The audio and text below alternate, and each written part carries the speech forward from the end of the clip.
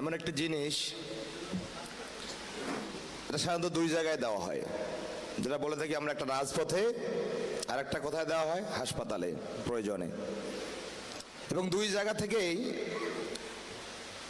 এমন দুটো জিনিস হয়, যদি রাজপথে কেউ রক্ত দিয়ে মারা যায় তাকে বলি আমরা কি, শহীদ।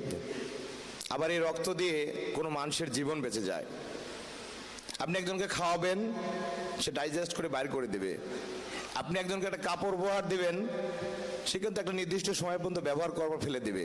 কিন্তু একজন মানুষকে যদি আপনি রক্ত দেন, সেই রক্তটা কিন্তু তার শরীরে প্রবাহিত হবে। সুতরাং রক্তদান আসলে একটি মহৎ গুণ, যেটা অনেকের মধ্যে নাই। এই সমাজে আমরা দেখেছি নিজের ভাই সে রক্ত দিতে চায় না, ভয় পায়। যাই হোক, আমি আসলে অনুষ্ঠানের ফর্মালিটি মেনটেন